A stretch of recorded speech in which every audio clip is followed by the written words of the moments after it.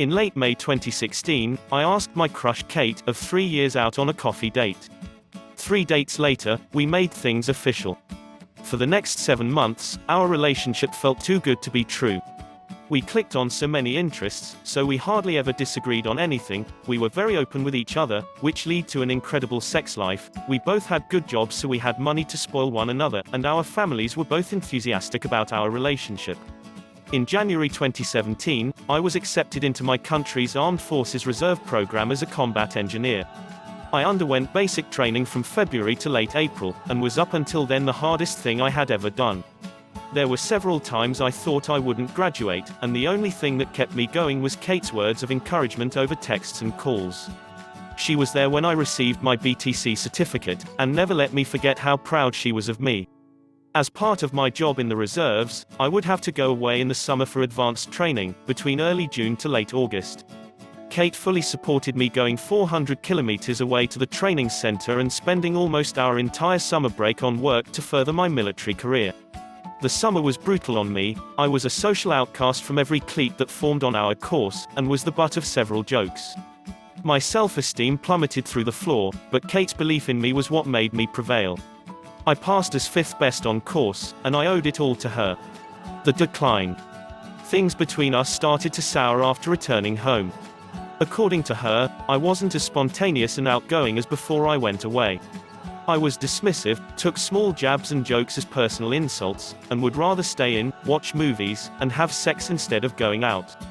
Unbeknownst to both of us, I had developed some nasty social anxiety due to the events of the summer, and it started affecting our relationship.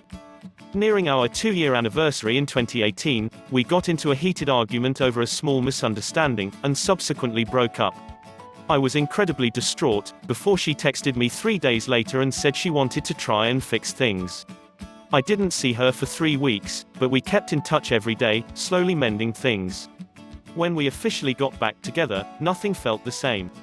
Every time I talked with her, it was as if I was walking on eggshells, and it only worsened my anxiety, which in turn hurt our already damaged relationship. Then things finally came to a head at the end of July. The hurt. While in school, Kate had met a dude named John.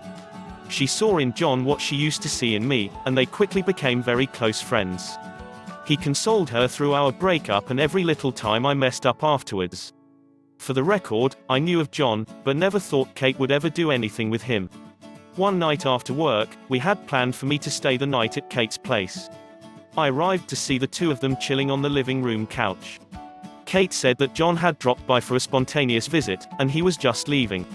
After John left, she became cold and distant. I slowly accepted that our relationship was dead, and asked her how things were between us. She echoed my thoughts, and we agreed to break up the next day.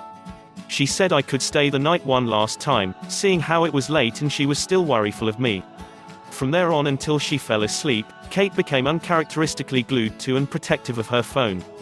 In the past, she wouldn't care if I had glanced over to catch her and her friends texting about whatever, but now she did her best to hide the screen from me. I asked her about it, and she said it was private stuff, which only raised more questions.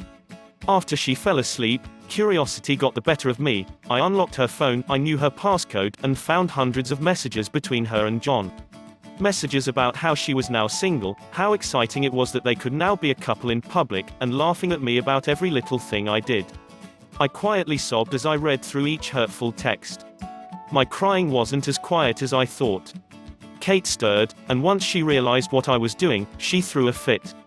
I couldn't find the anger or words to combat her, so I just grabbed my stuff and left, with Kate shouting and yelling at me the whole time. It was late in the morning when I got home. I just broke down and ugly cried all night. I called in sick from work the next day, and spent it sulking in my bed. The day after, I got several angry texts from Kate's friends and family. In a bid to save her image and denounce anything I might say about her, she told anyone she knew that I had forced myself upon her that night in one last attempt to get some, before we broke up, and left after the deed was done. Though what I had done was scarring, she refused to press charges because she didn't want to make a circus of her life in court, and was the bigger person by doing so. I spent the next few months in fear that her allegation would have me discharged from the army and my image forever tarnished, but nothing ever happened. The revenge. 5 months afterwards, Kate DM'd me. After pleasantries, she basically apologized for the whole thing, and actually admitted to faking it, though she would never publicly admit it to save her own reputation, my image, be damned. This angered me, but I kept cool. I screenshot the texts and continued talking with her.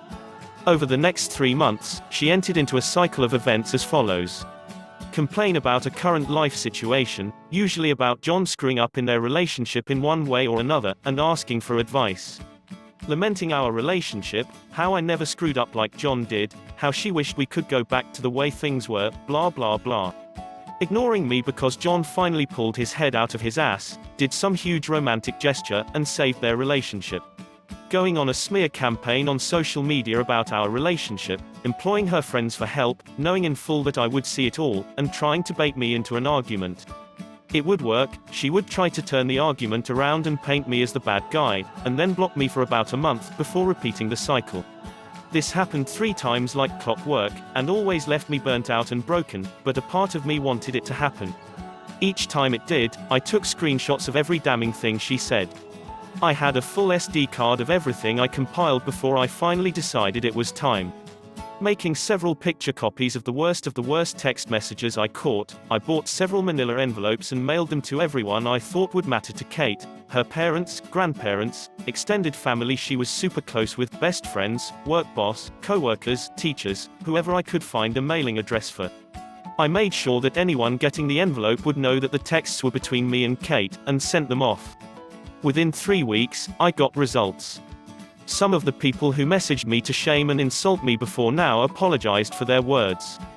My favorite was from her own parents, who went on to say that they were deeply sorry about their daughter's behavior, how they raised her to be better than how she acted, and to please not pursue any legal actions. The thought had crossed my mind, but I didn't have the money nor the mental fortitude to fight a legal battle. I told them I'd think about it, and that they'd be the first to know besides Kate if I did. Kate sent me some texts as well, with things like, "How could you betray my trust like that?" or, "You ruined my life, you bastard." I didn't reply. I just read every angry text that flew in with a satisfied grin and then blocked her when they stopped. I never fully found out how badly her life was affected by my revenge, but I do know that she dropped out of school and no longer has a job.